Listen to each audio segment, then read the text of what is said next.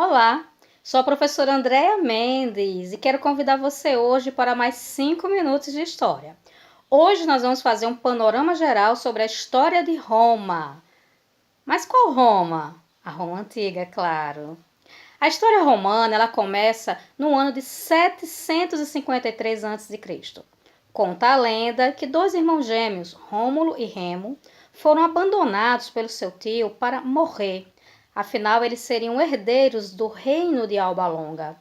As crianças, entretanto, sobreviveram alimentadas por uma loba, até que foram resgatadas por um camponês que não só lhes educou, mas também ajudou para que eles descobrissem a sua origem, a sua história.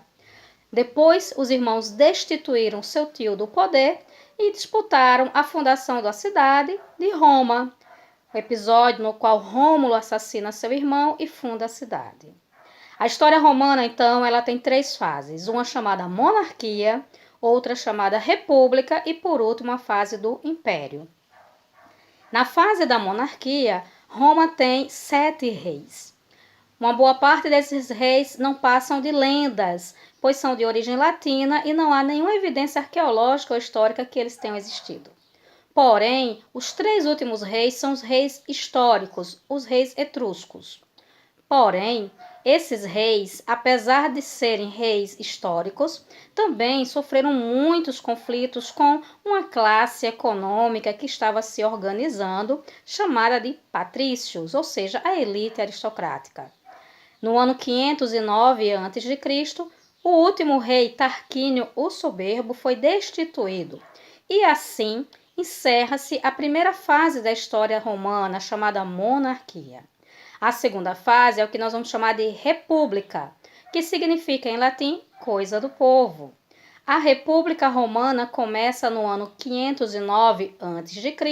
e vai até o ano 27 a.C., ou seja, são quase 5 séculos de desenvolvimento, expansão territorial e domínio sobre o mar Mediterrâneo, tanto que os romanos chegaram a chamá-lo de Mare Nostrum, em função do comércio que foi controlado por eles a partir da vitória sobre a civilização, a sociedade de Cartago, as chamadas Guerras Púnicas. Período republicano é o período então de expansão territorial dos romanos, primeira fase, mas também de conquistas muito importantes, como dos reinos helênicos, que colocaram os romanos em contato com a cultura helenística ou a cultura dos gregos e assim os tornaram herdeiros dessa cultura. Há quem diga que os romanos conquistaram a Grécia Antiga, mas foram as heranças gregas, a cultura grega quem conquistou os romanos. Os romanos eram politeístas, adoravam vários deuses que eram justamente inspirados nos deuses gregos, porém com nomes latinos, como é o exemplo de Zeus, que era chamado de Júpiter em Roma, Atena, que era chamada de Minerva, Hera, chamada de Juno, Afrodite, que é conhecida como a deusa Vênus. Os romanos também cultuavam os seus ancestrais e tinham na sua casa um fogo para os deuses do lar, ou lares. Esse fogo nas casas romanas era sempre contínuo e também era comum ter estátuas ou bustos dos seus parentes já falecidos, pois em Roma se acreditava que estes parentes serviam ainda de conselheiros na vida além-túmulo. Roma, na fase republicana, então, atinge uma grande extensão. Porém, também aumenta a tensão entre as classes dos patrícios, os bem-nascidos, os cidadãos, aristocratas e representantes do governo, e os plebeus, que eram todos os outros que não eram da aristocracia. Além disso, na fase republicana, Roma começa a conquista de novos territórios e o processo de escravização dos povos vizinhos, tornando-se assim uma cidade povoada por escravos. Os escravos romanos eram tratados com bastante crueldade. Muitos deles eram convertidos em gladiadores. e uma das revoltas mais importantes da República foi liderada justamente por um gladiador, por Espartacus, que no ano 70 a.C. combateu os exércitos romanos.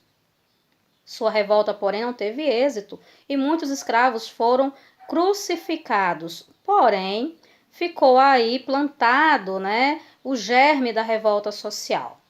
Outros grupos também entraram em conflito constante, como os plebeus, que exigiam não só reconhecimento de direitos, mas também a oportunidade de poderem eleger os participantes do governo local. Na República, o governo era composto pelo Senado e pelos magistrados da plebe, uma conquista dos plebeus. O Senado, ele era composto, por sua vez, por homens idosos que faziam, então, o governo da República. Porém, com o aumento das crises, das disputas sociais, foi preciso também a ascensão de generais, como o próprio Sila, e o próprio Mário. Após uma fase brutal de guerras internas, Roma, então, criou o triunvirato. Esse sistema, com o governo de 3 homens, o primeiro deles chegou ao poder no ano 60 a.C., tinha por objetivo que um vigiasse o outro. Porém, o primeiro triunvirato, ele se encerrou quando Júlio César, desafiado por Pompeu, retornou para Roma e se tornou o único governante. Júlio César também é famoso na história por ter conquistado a Gália, a região que hoje corresponde à França, mas por ter sido conquistado pela rainha do Egito, a Cleópatra. O primeiro triunvirato se encerrou então com a ascensão do general Júlio César e o governo de César foi um governo que teve como foco atender os desejos não só dos militares, mas também dos plebeus. Foi visto com maus olhos pelos senadores romanos, pelos patrícios, e César morreu em uma conspiração. Foi então formado o segundo triunvirato, e nesse novo governo nós temos 3 participantes, novamente. No primeiro foi Júlio César, Pompeu e Crasso, e no segundo, Otávio, Lépido e Marco Antônio.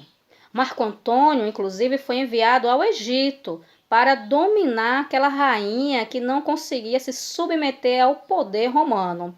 Porém, foi conquistado por ela também, abriu uma guerra contra Otávio e acabou perdendo. Otávio, então, se coroa o primeiro imperador de Roma e se dá a si o título de Augusto, ou seja, o divino, e inicia no ano 27 a.C. a fase que nós vamos chamar de Império Romano.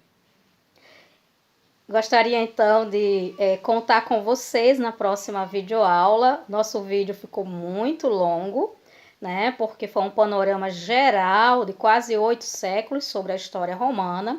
Extrapolou os 5 minutos, mas a proposta ficou interessante.